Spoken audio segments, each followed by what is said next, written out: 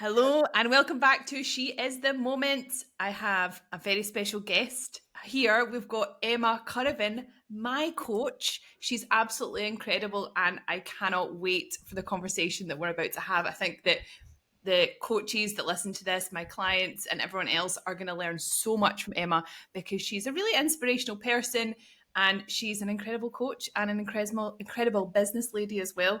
So do you know what? I'm not going to introduce her because I think just go and look at her page, go and watch her YouTube, go and listen to her podcast. But I am going to tell you about how I chose you, and maybe we could discuss this. So Ooh. it was over a year ago that I started working with you, Yeah. and I was like, I just need someone who's going to make me look like a babe, right? That's what I need. I need someone who is going to tell me what I need to hear, not what I want to hear, who's going to whip me into shape, and someone who also, embodies that herself. And then I saw a reel of you talking about how many clients you had, and you had a really cool skirt on with a cool belt. And I was like, do you know what I'm talking about? Do you know the outfit?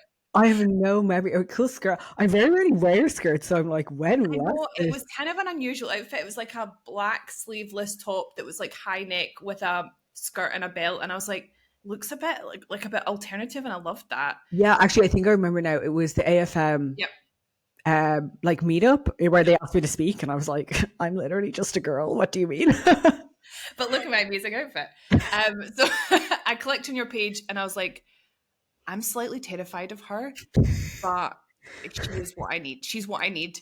And I was like convinced within the first couple, like a little scroll of your page, like a couple of clicks on posts, reading, I was like, yeah, this is the girl that I need. And then I came on a call with you, and by the time I was even on a call, I was like, yeah, I don't care how much this is. I don't care about what I need to do. Just tell me how to sign up. And that is so rare, how rare that is. And then I was listening to your podcast and you were talking about how you don't want to ever convince people to sign up with you. Like by the time people come on a call with you, they're already in, and if they're not in, then you're not interested. And that is so rare, and I would love to hear from you straight from the horse's mouth. How do you do that? Yeah, you know what? Like, this is one of those things because I've had like various business mentors, and I've witnessed other people and how they are with their business mentors, and a lot of it just always felt so pushy to me. Like, I've had business mentors in my DMs trying to force me into a call and to sign up, and I hate that. So to me, I'm thinking, well, I hate it so much. Surely other people kind of hate that too. And I think at this point, I've worked with so many people, and I have had the people that maybe didn't seem super excited to sign up. And honestly, they just end up being shit clients. Like, is it okay if I curse on this podcast, by the way? Absolutely. Okay, good, because I can't hold myself back. But, the clients who I can feel are like so buzzing to start with me, they're the ones who are going to commit to the process. They're the ones who are going to trust me. They're not the ones who are going to question every single thing I do. Like, don't get me wrong. I love when people ask me questions and they want to learn. But, when people, they're like, well, I don't want to do this. I don't want to do that. I have all of these conditions of what I'm willing to do. I don't want to work with those people. I'm the type of person that I go all in on things, and they're the type of person that I like to work with. So for me, I think like a phrase I was kind of thinking about it last week. I actually did a podcast on this. It's like, that saying, if they wanted to, they would. That's how I've approached business. If someone wants to work with me, they will, don't get me wrong. I'm going to market myself. I'm going to put up stories, about coaching and working with me. But if someone is forced into giving me money, how bought in is that person going to be to the process? And it isn't as simple as giving someone a plan. The person has to actually want to do it as well.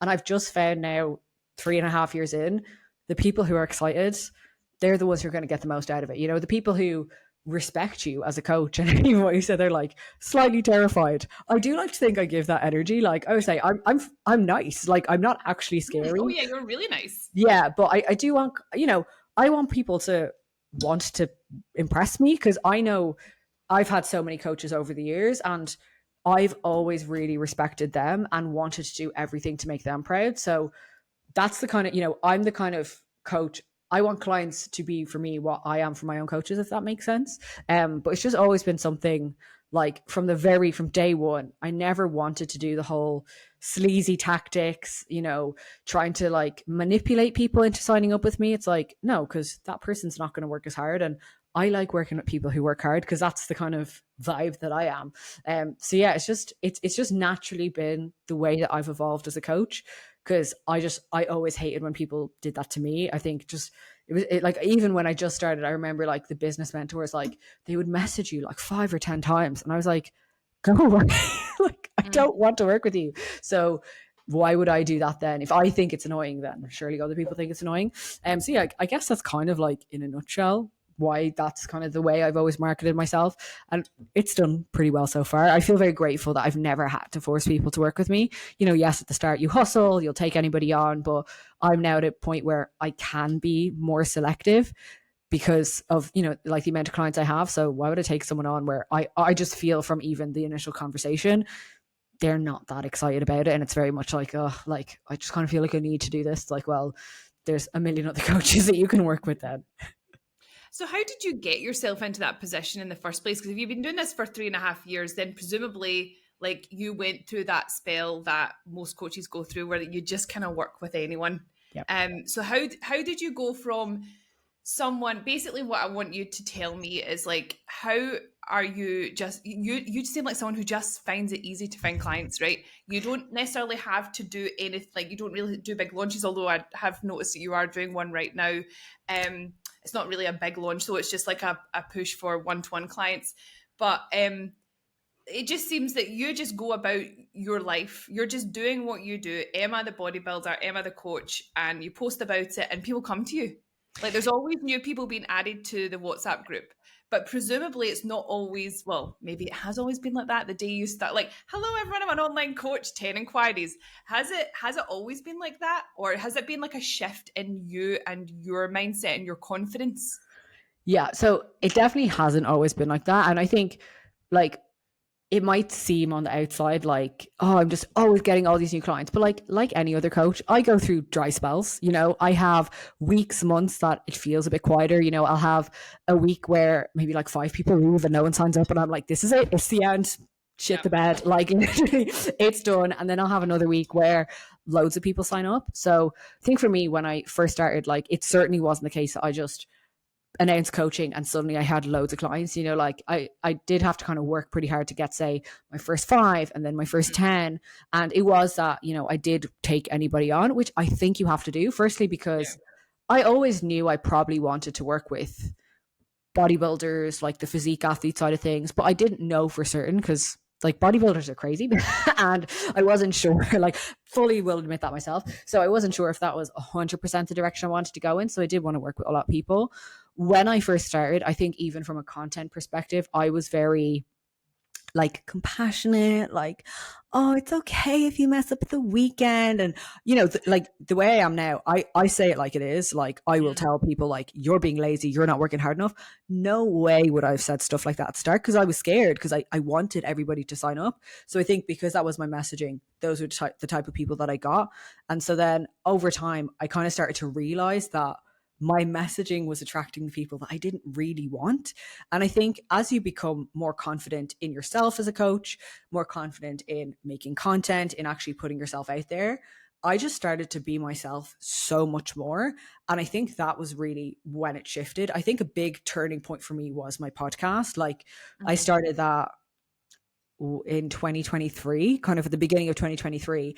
And I just finished my first prep. So even just doing that, doing my first bodybuilding prep, obviously you attract more people who want to do like the shoots, the shows, and it does create that snowball effect. But with the podcast, I've always said like, I truly hate Instagram. I hate it. I hate it as a platform. Find it a bit harder to be myself. Whereas with the podcast, I could just speak, and that has honestly, I never started it to get clients. I just started it for fun. I didn't think I would still be going like over 2 years later, but it just drew the right people to me. And I think, and I'm sure you probably advise clients of this, like long form is honestly the gold mine, because people, if someone has listened, like I have people messaging me, they have listened to every single podcast I've ever put out. If they ever want to sign up for coaching, they know what they're getting. Like they know exactly who I am and what I'm about. So it draws the right people. And I think for me now, just being authentic is a huge part of me and like my brand. And I don't want to just make content to attract anybody. I am a bit more specific about, you know, the bodybuilding side of things and that kind of like, you know, work harder, that kind of mentality. I think just the more that I've done that, the more that it has progressed into what it is now, where most of the people I get who are signing up, they want to compete or they want to do a photo shoot, or they just want to like take it to the next level. Like that's kind of a phrase I hear a lot. And I think it's just because of what I put out, but it definitely has been a process to get there. And, you know, getting my first 10 clients was hard, and then getting to 20 was hard, and then getting to 50. And then, you know, eventually I kind of got up to that like 75, 80 mark. And that's just where I stay because that is enough. That is enough for me. A Yeah. lot of people. Yeah, it's a lot of people. So, you know. It's so interesting what you say about like that shift, because when I did land on your page and choose you, this was after a long time of looking. It was really hard for me to find someone who didn't have that messaging. I'm not going to lie. I feel like like you are the minority right now. People like you who are unashamedly, I will help you lose fat. I will hold you to a high standard, and I will tell you what's actually going to help rather than just like mollycoddling you. And that it's almost like that is getting in the way for so many coaches. I'm so glad you said that, because I work with some coaches who really want to help people in that way, but they're scared of being called out. They're scared of being told that, oh, you're damaging people's relationship with food. This is diet culture, blah, blah, blah. No, it's not. Like, look at how many people you are helping. And like, I sent you a message yesterday saying that my body image was like at an all-time high. And it's not necessarily because I've lost fat. It's because of like how much like these daily habits that I'm doing every day. Like, I feel like I'm looking after myself so much. And it feels brilliant. So it's like the process that's making me feel good, rather than like, oh yeah, I'm looking great and I'm going to look even better soon, which is also nice. Yeah. But yeah, how do you feel that too with like other coaches in the industry? Honestly, if I see one more person say, I'm going to help you lose fat without restricting anything, I'm going to blow my brains out. Like, what are you actually talking about? Like, why are we lying to people and saying this sort of stuff? That's actually more damaging. Like, I've always been very upfront. You can go and have a meal out. You can go and have some flexibility. But equally, like the average person is overweight. So if you want to keep doing what average people do, you're going to keep looking like average people. I don't think there's anything wrong with saying that. Like, I look the way I look because I work incredibly hard, not because I have all this balance and flexibility. So I just think it's such a lie. And I don't want someone to come to me with this expectation that, well, you said I don't have to restrict anything. You said I can eat whatever I want.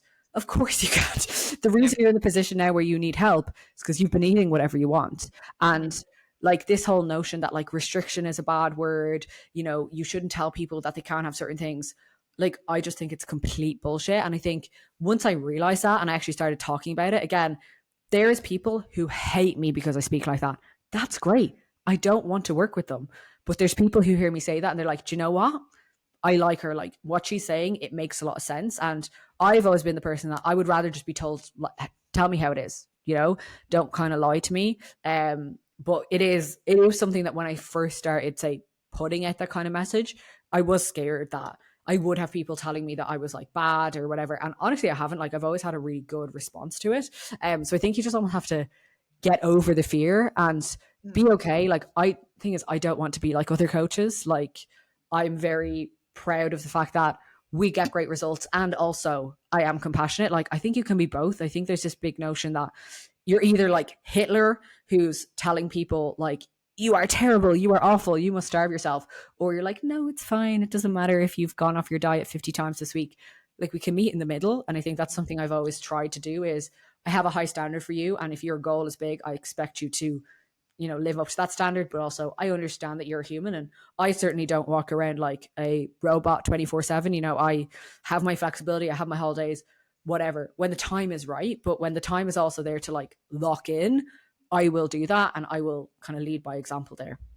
Yeah, absolutely. And I mean, I also want to just as a caveat say that like you can absolutely be a fat loss coach. You can absolutely help people with their relationship with food, with body image, but as long as you are like fully clear in that message, because I think some people want to help a little bit with body image, but they're also like talking a little bit about fat loss, and it really does. I think it confuses people. Yeah. So I think you just need to be super clear on Yeah. your message, and that's exactly what you are.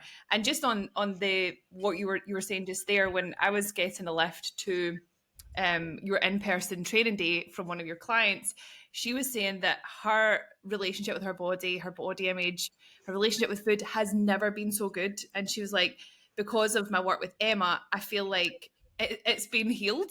Yeah. And this is something that she's battled with for so long. And I think that's what I was really pleasantly surprised with working with you was you held me to a high standard, but you never made me feel like shit if I like, went off my diet or anything like that. You also are someone who embodies it yourself, and you talk about the struggles of it, but you also talk about like what you do to Yeah. help yourself stay disciplined. And I think that's super key. Is that like you talk about yourself and what you're doing is so exciting and so cool. And so people are like, right, well, she's living it. Yeah. That's so inspiring. Do you feel like that's a really important thing for coaches to actually like, be like practicing what they preach? Oh, yes. And I'll tell you now, I coach a lot of coaches, and some of my coaches who are clients are like, they're fantastic, because they are very in it. Some of them are the worst clients I have. And no, honestly, they won't fill in their trackers. They won't do their check-ins. They won't stick to a plan. And then I see them on their Instagram talking about all these things. And I'm like, you are a liar. Like, you're a liar because you can't do any of these things. And like, I keep my mouth shut about everything. I don't say anything. Like, I'm very big on that. I don't talk about what other people are doing online. I don't really go in for that content, but it does just make me laugh. And obviously, my fiance Shane is also a coach. This is a conversation we have a lot. We actually had a conversation earlier about one of his clients who, again, always misses check-ins, like doesn't stick to his diet plan, but then is on his Instagram talking about like, you need to work harder, you need to do this. And it's like, Oh, I just don't understand. And like, maybe it's just me as a person, but like, I would feel so disingenuine being like that. Like, my biggest thing as a coach is like, I will walk the walk. If I'm going to ask people to do something, I must be able to do it myself. I've been through, and at this point, I've done it all. I've been through I had a binge eating disorder for a long time, and then I had to just learn how to diet properly. Then I found bodybuilding. Now I've gone through the extremes of a prep. I've done, I've been on the Stairmaster for nearly an hour a day. I've eaten like nothing. I've done it all. I felt it all. So I can relate. And I like to think, and I actually not even like to think, I know because my clients tell me that they're inspired by me. That's the coach I want to be. And like, I wouldn't be inspired if my coach was like always like out and drinking and doing this and doing that, because that's just not how I want to be. So I think it's really important anyway. It's a very big value for me is leading from the front. That's why, obviously I have the two coaches on my team, Faye and Zoe. They are the exact same. I would never have someone coaching for me who wasn't also, again, not a robot like me. That's not what I'm saying, but who also doesn't kind of walk the walk and live the lifestyle. Because I personally think that's really important as a coach. But yeah, it does blow my mind a little bit sometimes. And I'm like, isn't it so nice having like, so my partner's he's not a coach, but he is self-employed and he's a mortgage advisor, so he deals with people every day. It's so nice having someone else that you can just talk to about these things, isn't it? honestly, it's a good thing I have him, because I fear if I didn't, I would be ranting on my Yeah. stories Mhm. all of the time. Whereas, like, if I need to vent, I just vent to him, and then he vents to me, and then we're fine. Yeah, just get it off your chest. Oh, it helps Um, a lot. Talking of Faye and Zoe, I love the dynamic that you have between the three of you, and I love the community that you've created. Obviously, like I've been talking on my podcast about the training day, the in-person client event you had. And I just loved it, and how much like the people that were there were really nice. But talking about Faye and Zoe, how did you decide that it was time to actually bring on other coaches? What was going on in your business that made you think, right, it's time to delegate? Yeah. So basically, like I said, I kind of reached that. we'll say 75 to 80. Like that's kind of what I sit between. Sometimes I go a bit over and then I hate my life and then I go a bit under, but that's kind of my general like capacity because I'm very like I like to do check-ins 3 days a week. So I know my limit. I can do about 25 a day. Once it goes beyond that, my brain stops working. So it was kind of I was in a place where I either just stay here and like I never expand my business or I take more clients on, but then I have to do check-ins on a Thursday, check-ins on a Friday. And like I have, you know, as you know yourself, when you're coaching, it's not just the check-ins. There's so much more to it. There's programming, there's setting clients up, but then I also do podcast, YouTube, Instagram, and then I also have like a life, and I'm a bodybuilder, so a lot of my time goes on that. So I kind of was just basically like, right, well, I have to scale now, and I was thinking about doing something group based, but I just always knew that wasn't, the type of people I want to work with. It's not really, and we did try that at the start of this year. And to be honest, it was fine, but it's not something I'd ever do again. So I kind of, and again, even if I did that, I'd have to do that. So already that's more time. So it was like, right, really the only option was if I want to continue scaling this business, take on somebody else. And I also wanted to, coaching is lonely. Again, I have my fiance who like he is in it too, but we don't run our businesses together. And I always loved seeing kind of teams. And it's just a nice way to help more people. So I think that was about, it's 2025 now. So this was the end of 2024 when I kind of started thinking about it. And I always, in the back of my mind, like I had my eye on Zoe because she's been working with me for over 2 years now. I always had my eye on her. She was young, but I knew she was very similar to me. And it just so happened that one day, because she was in college at the time, I saw her post about taking on clients and I was like, hang on. So I just messaged her and was like, I want to talk to you about something. So I just had a call with her and I was like, do you want to come and work for me? And she was like, I literally dropped out of college today. And I was like, oh, I know. And I was like, all right, well, then that's literally the universe fucking saying something. So I took her on and she's done absolutely incredibly. Like she just hit 50 clients, which is, I mean, she's like 22 and she's Wow. incredible. Like she is so good. Like I don't think she even realizes like how big of a milestone that is. Like I know people who've been coaching years, they don't even have that many clients. And she's really great at what she does. So she was kind of increasing her client roster. And then it wasn't that she was necessarily at capacity, but I kind of just felt like the time was right to take on a third person. So again, Faye, been working with her for probably about a year because I know we've just come to 2 years. So yeah, it was about a year that I've been working with her. She'd just done her photo shoot with me. So, like I was kind of posting her a lot and I knew that she was very similar vibe to me, but also what I wanted with her because Zoe is, I always say she's mini me. Like she's basically me, but just like 7 years ago.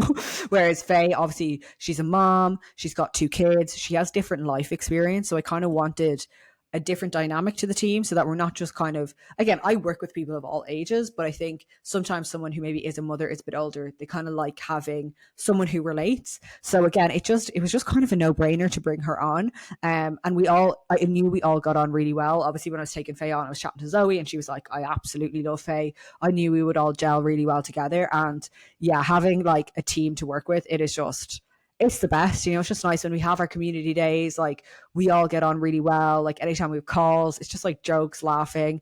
We have people to bounce ideas off of whenever we're launching things. And again, it just means I've been able to help more people through them. And it's been the best thing I've ever done is like taking on more coaches. Like at first it was a bit overwhelming because I was like, I have no idea. Like I have no idea how to do any of this, but I've learned so much along the way now. And like it is something I want to keep doing. Like I do have goals, like say towards the back end of the year to hopefully take on somebody else. But for now, like, I mean, to be fair, Faye's at capacity, Zoe's at 50, so she has room for a couple more. So we're probably not far from getting on somebody else. I'm obviously just I'm watching because like I always want to know that like if I'm taking someone on, I do want to have worked with them because I've had many people message me to ask if they can work for me, but I'm like I don't know you, so no, Yeah. I'm strict on that. But yeah, that's kind of just how it's evolved. So it's been a while, like now, yeah, it's been like a year and a half of having a team, and yeah, it's something I always wanted, and now that I have it, like, because again, it means before it was excellence with Emma coaching, right? So it was me, whereas now it's a brand, it's excellence coaching, and I kind of always wanted to have that because, let's say in a few years, if I want to scale it back myself, I still have the brand there, rather than it being all kind of dependent on me. Amazing. It's so incredible that like you're able to help two coaches Yeah. become totally fully booked, Yeah. and like they are so like aligned with you clearly as well. It's wonderful. So about the community, because so many of my clients and coaches that follow me, that's what they want, right? Yeah. I think that we all dream of having like a community of biggest fans, right? And that was so clear that that's what you had that training day. Like these people were all obsessed with you. They're not going anywhere. You don't need to worry about client retention. They're staying for life. Yeah. So, what would you say it is about you that is able to create that community? Just blow your trumpet. Tell us about how amazing you are, so that people can be like, right, how do I get some of that? So I think like, oh my god, it's a really hard question to answer. Like, I think firstly is I obviously attract a lot of people like me, so a lot of my clients are very similar anyway. But at the same time, we've got like I have clients from so many different backgrounds and walks of life that I always say like no matter where you are, I guarantee there's somebody else on the team who is kind of similar. You know, even after the client day, one of the girls was saying that she was talking to someone who was literally in her exact position 2 years ago, and now she's come so far, and how exciting that was for her and inspiring that was for her.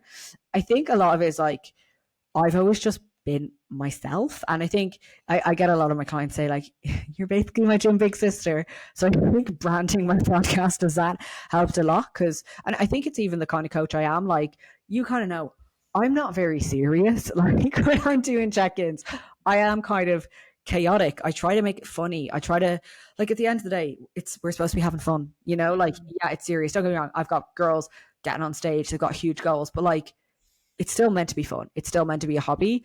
And I think because I create that kind of environment of fun, it kind of just bleeds into everybody. And like I love it because I see my clients following each other on Instagram. I see them like commenting on each other's stuff. They're tagging people in things. I just think it's so cute. Like I get so buzzed when I see that. Or like sometimes I've seen my clients like was it after the meetup? One of my clients sent me a message. She was like, I'm in like Donegal, which is like the north of Ireland, in this teeny tiny gym. I was a bit lost because it was the first time there, and she could see this girl looking at her, and she was thinking like, I must look really dumb. The girl walks over to her and was like, because she had the t-shirt on, the Excellence t-shirt, and she was like, "Oh, are you coached by Emma?" And she was like, "Yeah." She's like, "So am I." And they sent me a selfie, and she was like, "What are the odds I would bump into someone in like the back arse of nowhere?" So like just things like that just put such a smile on my face. But I like to think it's mostly just that kind of like trying to make it a bit fun. I think that has gone a long way. And I just think like all my clients are just legends. Like they're just class. So I don't know, like I find it weird when not weird, but like I find it mad that people are like quote unquote obsessed with me because I'm like I'm literally like I'm just a girl. Like I'm just a girl from like some small town in Dublin. I don't know. It's not that I've gotten lucky because it's not that. I've worked No. really, really hard. But I think that like the authenticity has always been so important to me. And I think that goes such a long way. But I wish I could give you, the 3-step process to I know it's build it's a great community. I like can't. it's just within you, but then there is like certain things that we can take from this. So like your podcast is the Gym Big Sister, but Emma, you've only just turned 29, so you are young, right? You are young. I'm gonna be I saying was like, not having a meltdown on Saturday about it being my last birthday in my 20s. I promise. listen, I'm gonna be 37 in a couple of months, right? So, oh, but the thing is, right, I'm a good bit older than you, but I also feel like I still look up to you. You are still the Gym Big Sister. Yeah. So it's that sort of like maturity, um, and like a leader's energy as well. Like I've talked a lot about having a leader's energy, right? And I think that leaders are people who are bold. They have maybe differing opinions from everyone else, and they say those opinions with their whole chest. Yeah. They do things that other people aren't doing, and they have that sort of big dick energy, which is a really old phrase, right? I'm sounding like such a hello boomer, like hey fellow kids when I say big dick energy, but I feel like it's such a great phrase because it's like confidence that lifts other people up, right? It's not arrogance, it's confidence that makes people be like, I want to be her friend. Yeah. And I think like you just have that in bucket loads. Yeah. And I think again, it's like the YouTube and the podcast, I think have helped so much because like people feel like they know you. Like I cannot tell you how many calls I've gone on, you know, like new client calls, and people are like, I can't believe I'm talking to you, and I'm like, what? Like, I'm literally just so You're a YouTube celebrity. yeah. I'm like, I don't know, but you know, and they're like, you know, they just feel like they know you, and I think that's made a huge difference. Because I do think if you're just doing everything on short form, like you can't get your personality across. It's so difficult. Whereas because I've made that such a big part of my content, I think that's helped too. And then people, you know, they can almost like talk about you, talk about what you're doing in more depth, not just like talking about that Instagram post that you made, but it's like, oh, do you see she went and she did that and like that happened. I think that has also made a huge difference. But I think what you said there, the like saying your opinions like with your whole chest, like that's something I've always done, and I think that helps a lot too. And again, I think it just keeps coming back to I've attracted the right people because I've been so just self assured in my message and who I want to work with. That has gone such a long way. Yeah, I think like I made a podcast all about like why we need to be doing long form content. Like, so podcasts are such a great way to get clients, and a YouTube channel is a lot of effort, right? And Yeah. the majority of my clients are people who are like maybe a bit older, who aren't super techy, or people who have kids, right? Yeah. Both of those don't really tend to do well with vlogging your entire life. Um, However, like it is, as you said, it's such a great way for people to really get that know, like, and trust, and feel like they come on the call and they're already bought in. Yeah. People spend so much time worrying about like a fucking 15-second reel or a TikTok or something that's like not getting any engagement or likes or reach, and that's not what we should be like Yeah. focusing our efforts on. Obviously, it's important as well, but it's because it doesn't have that like instant gratification. Like YouTube and podcasts, it's a bit of a slow burn, Yeah. but it's one of those things like you have to put the reps in, you have to do it Yeah. if you want to like get clients coming easily to you, which is what you have. So Yeah. Honestly, I like obviously on my consultation form, I ask, you know, where you found me. And these days, I would say it's 80% podcast YouTube. Like mm, it's really rarely Instagram. And it's just like and it is mad. Like it still blows my mind when someone says like I found you on YouTube. I'm like, what? But it just works. And that's why I think for a while there I was like beating myself up a lot because I just was like, I hate Instagram. So I wasn't putting in much effort to it.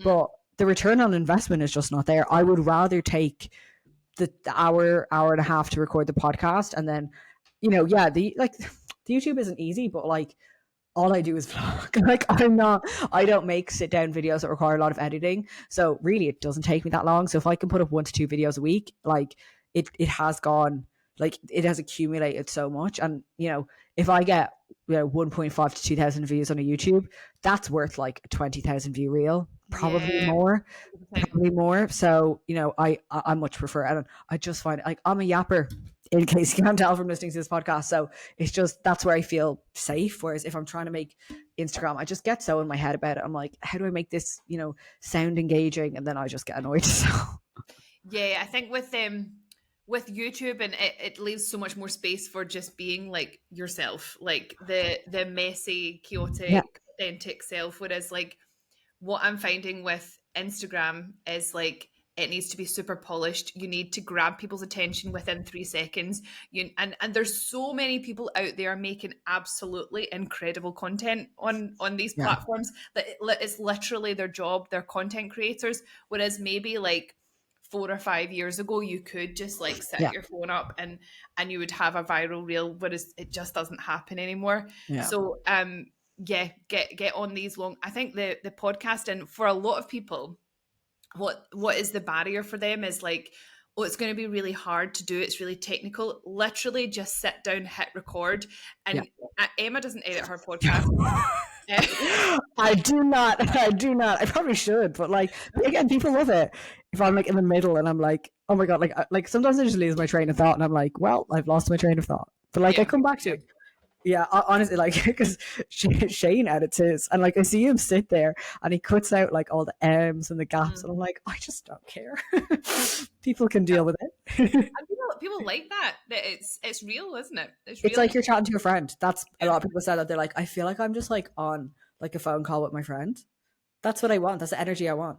Do you know what makes me feel good about your podcast? Because what I was worried about with mine is that I was talking too much about myself, right? And I was like, no, get to the value straight away. And then I would be listening to yours, and it'd be 25 minutes in, and we're still getting a personal life update. Like that, Honestly, and I really enjoyed it. yeah, and because like I thought at first I was like, oh god, is this a bit much? And like I think I had one person once comment on it, being like, "Oh, I would have preferred this if you hadn't spent so long talking about Oh, yourself." But then I'm just like, that's one person, whereas mhm. everybody else, and again, that's the like that's people getting to know you and like understanding what you're going through. That's why it's always so funny if someone messages me and they're like, oh, like I just found your podcast, I just started listening. I'm like, wow, you have like so much lore to go through. Because when I started that podcast, I was like, in Canada my life was so different, and now it's like completely different, and it's just crazy. No, But I love yeah, I the think personal life update. It's great. Definitely keep that in. yeah, no, people love it. And like I will say with the podcast, like sometimes I worry that like surely I'm going to run out of things to say at some point. Yeah, But I just keep coming up with things. And like I used to be like, I can't record basically the same episode twice, but I have changed so much in the last 2 years that I have different takes on different topics now. So and I think I slightly shot myself in the foot by making them so long, like starting with like hour-long podcasts, because then I'm like, now they all have to be that long, whereas you can do a podcast and have it be 15, 20 minutes, yeah, and it doesn't have to be anything crazy. And like, trust me, a lot of work does go into them, like, because they're I'm doing them myself, as I'm sure you know. You have to plan it, otherwise like I would just get so lost. So the planning takes a lot longer, but that's where ChatGPT comes in. oh yeah, yes, absolutely. Yep. I asked Chat. I gave Chat GPT. I was like telling her all about you, and I was like, what are some like great questions that I can ask her? It just gave me all a bunch of Yeah, questions. It's great. honestly, Yep. because it wasn't really a thing when I started the podcast. And I think I used to just like raw dog plan these hour-long podcasts. And now I just put in ChatGPT. Obviously I change it, but it gives me Mm. the structure, and oh, it's made my life so much easier. Yep. 100%. Right. Okay. I'm just conscious of the time because I know you're a very busy lady. So You're fine. this is a really big question. What do you think is the biggest misconception that people have about what it takes to be successful in the fitness industry? That's a really big question, isn't it? That is a really big question. So I think maybe people have the misconception that you have to have like the most incredible body, and that you have to look the part. Now, don't get me wrong. I do think coaches should look good, but like obviously, like us, I'm a bodybuilder. So earlier this year, I looked incredible, right? I was absolutely shredded, absolutely diced. But that's You not still look incredible. Like you're only like 7 or 8 weeks out of your yeah, no, I still look good, but obviously like I looked mental for a while. yeah. But I don't necessarily think that my business has relied on how I look. It's more so being on my personality. Like, yes, having a good physique helps. And there's phases of the year where I do, I might post my body more because I am in like crazy shape, but equally all the times of the year where I'm a little bit chunkier and I might post a bit less. But I also make that part of my message because for me, it's very much showing the journey. Whereas I think a lot of people think you just have to have this like end product crazy body. But if you're providing value and you're actually good at what you do, that is going to take you so much further. Because I know plenty of coaches who look amazing, but they're crap coaches because they Mm. have relied on their body to get them clients, and maybe they've been lucky and they've had a few viral reels, and they've gotten 200,000 followers, and they might get some clients, but then those clients leave pretty quickly, and then they struggle to sign up other clients. Whereas I think so much of it just comes. It's the same with like achieving your fitness goals. Like you just have to be consistent, which is such boring advice, but there's a reason that it works. Because if you, I'm so sure if you keep working at something every single day for long enough, it has to work. But yeah, I would think like it's not just all about how you look, it's also about like the information you provide and the value you provide, and knowing who you're speaking to as well. Yes, 100%. What I think is so incredible and I was going to say surprising about you, not maybe not surprising, but just because you're someone who has 80 one-to-one clients, is that I feel like you're only one. Like you've got that ability Thank to you. in Yeah. that little response that I get every week. I'm like, oh, I feel like I'm her only client, and then I'm like, no, I'm actually one of 80. But I just don't think like that. Like I think Yeah. that that's a real skill. So how do you manage that? I just like, for me, when I'm doing my check-ins, it's like I just I pay attention to the one that I'm doing, if that makes sense. Not thinking like I've got this many to get through. Like because like obviously, I do like 25 check-ins a day. It'd be very easy for me to just do 2-minute response video. But that's not good enough. Like, if someone's paying me and I'm there to help them, I'm going to give them the time of the day. I think as well, like, say both the coaches I've had over the last while, they've been the exact same. And I know how far it goes and how much it makes someone then want to show up and work with you. But I think like how it is, like, I genuinely just care about everybody. Like, I really do. I care about every single client. Especially if they show me that they care, like when you check in, you give me so much information, like as if I'm going to sit there and just ignore it and be like, yeah, okay, hit your calories this week, grand, keep going. Like, no, like, and I like making this, like, for me, like, I want my job to be as fun for me as it is for you. So I like having fun with it and kind of telling the stories, making jokes. I get a lot out of that too. So I think it's just caring. Like, it sounds so simple, but equally, I know that there's a lot of coaches who don't, and I never want someone to like leave me because they didn't think that I cared. Clients, like, look, clients leave, it happens, and sometimes it's just because you don't gel. That's fine. If someone's not the right person for me, I don't mind, but I will not have someone leave because my service isn't good or because I just wasn't bothered. I refuse. So I think that's kind of helps. Is like, it's like people pleasing tendencies. We all need a little bit of them, don't we? Yeah, it goes a long. Yeah, no, honestly, it really does go a long way. Yeah. So, right, for the last 10 minutes, I'm going to ask you some quick fire questions, if that's okay. Yeah, of course. Right. Okay. So, if you weren't a coach, what would be your dream job? I always wanted to be a vet, but I don't know. I did kind of give up on that dream a little bit. Can I say stay-at-home housewife who doesn't have kids? I mean, that sounds great. Can I say? My perfect job would be to not have a job. Yeah, like, like a yoga mom, but like not the mom part. Like just going to yoga in the gym and like Yeah. looking after yourself like you're a prize cow or something. Yeah. That sounds amazing. I totally know what you mean.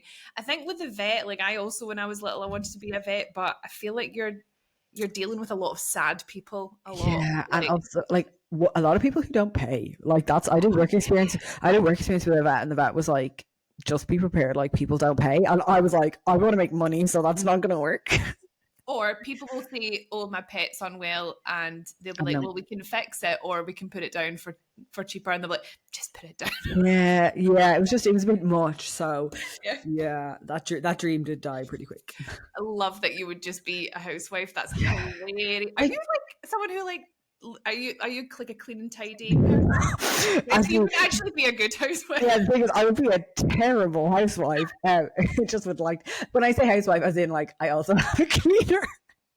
Right. So literally just a wife. I want to be just Yeah, a wife. yeah. Like, yeah, the thing, I never think about like what other job I would like to do because I just know I'm doing Yeah, you're what right. I was meant to do. Like, I fucking love my job. I love my life. So I just can't imagine anything else. Yeah, fair. Totally fair. Right. If you weren't a coach, right, and you were given a job that you was like the worst job possible for you, what would that job be? Teacher. I Mm, I'm okay. I'm really sorry to any parents. I hate Hate kids. kids. Fair enough. I hate them. I cannot deal with them at all. So that it sounds like hell on earth to me. Do you Yeah. know what, Emma? Right now, I'm someone who has a child, right? And so, if someone had a dog or had a child, right? I'm like, tell me about the dog, please. Tell me about Honestly, the child. Yeah. yeah, no, 100%. Like, if I'm on a plane and there's kids, I'm like, I can't do this. I can't. So yeah, no, that 100%. That's like my anti-dream job. Okay, being a Which is teacher. so funny because I kind of am a teacher, Yeah. like, Well, to not kids. yeah, but you're not teaching children. Yeah, but that's the thing. It's the kids part that I It's just the children. couldn't do it. I send my child to nursery every day, and the girls that work there, I'm like, how do you do this? As it like, and they're so full of energy at the start of the day, full of energy at the end of the day. I'm like, how did you manage that? I'm so impressed. Yeah, it's fair play is all I'll say because it couldn't be me. Okay. What is something that always surprises people about you? Something that always surprises people about me. So it could either go like one of two ways. One is that like I'm actually like I'm quite dumb, like day to day.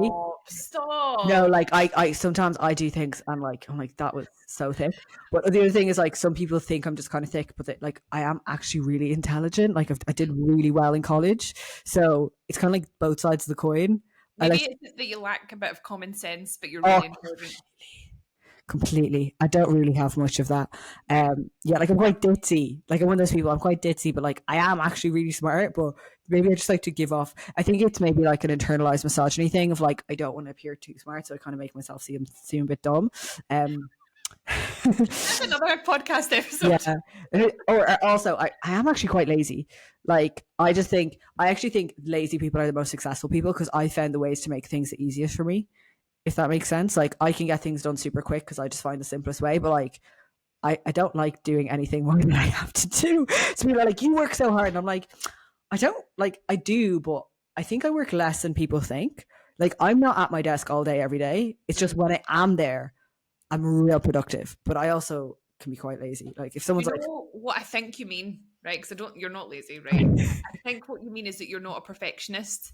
And I think that's what a lot of people do and waste their time yeah, is that they spend a lot of time like focusing on the details rather than the bigger picture. And the bigger picture is right, we need to just get this done. yeah, And they sit and they think and they procrastinate, whereas you're just like an action taker.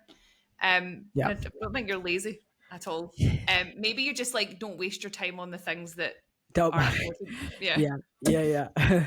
Probably. That's cool. What is something that you can't stand in people? What can't I stand in people? Oh my God. There's so many like there's so many things that I know I despise, and when you ask me, I'm like, oh my God, I don't know. I hate like you know when you tell someone not to tell something, tell anybody else something, and then they tell me like I hate that because I am I will say the most trustworthy person. Like if you tell me something and you're like, don't tell anybody else that, I will take it to my grave, even if it's the juiciest gossip ever. I'll take it to my grave. But when other people don't honor that, I hate it. I hate that. I also just hate like you know the classic like loud chewers. Like Yeah. that drives me. If I'm in a restaurant, I'm just like, please stop. Yeah, yeah. I my mum's got that like misophonia. It's called misophonia. And one time I was eating an apple in front of her, and she was so disgusted. And I was like, "I'm your child. You're meant to think that every noise that I make is the most beautiful thing ever." And she was like, "Ugh." No, I um, don't blame her. "No." Okay. One thing, one like item you can't live without. I was gonna say my vape. Your vape. Oh my! Well, I mean that sounds true. That sounds Just like because that's it's an sitting right accurate answer. there. No, just because it's sitting right there. To be fair, right now it's true. I do have to. I will be giving it up when I get my duties done. One item I can't live without: my air fryer. Yes, totally Can't agree. live without it. By the Totally. way, I am so excited for your boob job.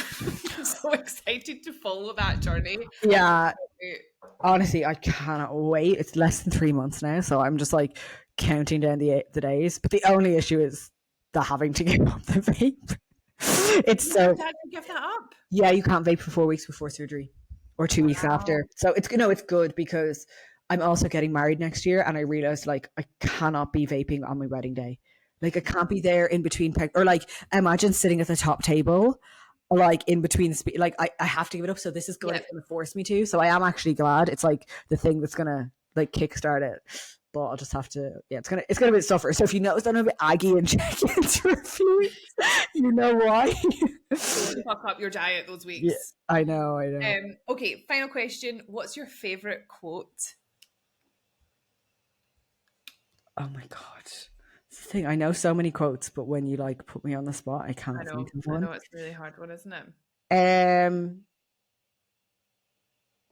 I know there's one really good Marcus Aurelius one that I always come back to. So let me I'm gonna Google it because I don't Give want to it, get it I don't give it a want to quick get it Google. wrong.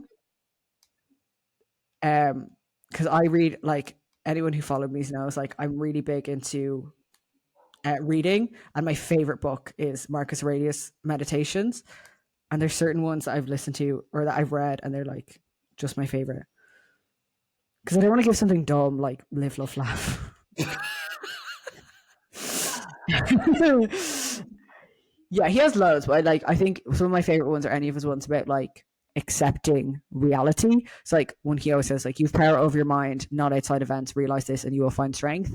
Any that are just in that kind of line of thinking. Is that like stoicism? It is stoicism. He's Right, like okay. one of the main stoics. So that's been like me discovering the kind of stoics. That was a huge turning point because I used to be very, very controlled by my thoughts. And like I still get emotional, I still get stressed, but I've kind of come to realize that I don't actually have to believe everything that my brain tells me. And, you know, when something happens, I can decide if it's good or it's bad.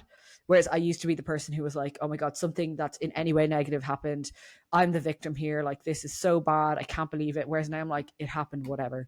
Like, I can choose how to move on from this. And I think even as like a business owner, that's helped because, you know, owning a business is stressful. Like things happen, people do weird things, people leave, people ignore you.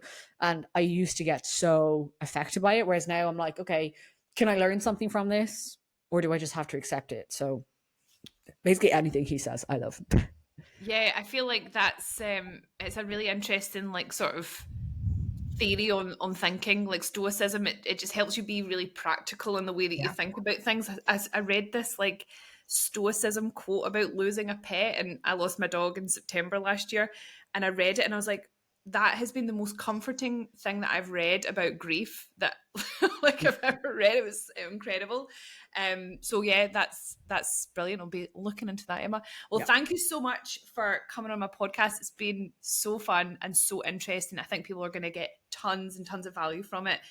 So thank you so much. And is there any last little words? If anyone wants to reach out and speak to you about coaching as well, because I imagine there might be some people that are interested. Is that something you've got space Yeah. for right now? Yeah, like I always kind of have like one or two spaces, just kind of depending. But basically, if you do want to chat to me a little bit about it, you will find me on Instagram at emma.currivan. That's the best place to contact me. I do have like links in my bio. All my links are there for like my YouTube, my podcast. If you do want to get to know me a little bit better, my podcast is the Your Gym Big Sister podcast. I just updated all my cover art, so it's nice and new and fresh after over 2 years. So those are the best places really to find me to get to know me. And then you can just like chat to me on WhatsApp through the link in my bio. And as we kind of mentioned earlier, I did just launch a 12-week one-to-one coaching program. It is being kind of run by Zoe, but that is starting September 8th. So it's kind of like perfect for that September, you know, rejig kind of vibe that people have. But no, this has been so fun. It's been nice to talk about something that hasn't just been bodybuilding, because usually when I'm on podcasts, that's what I'm talking about. So this is really interesting. It was really nice. I will definitely be sharing this with everybody so they can listen. Good. Well, thank you so much, Emma. You have a wonderful day, and I'll look forward to getting my check-in feedback as well. Yes. You better go and do that now. No, I'm joking.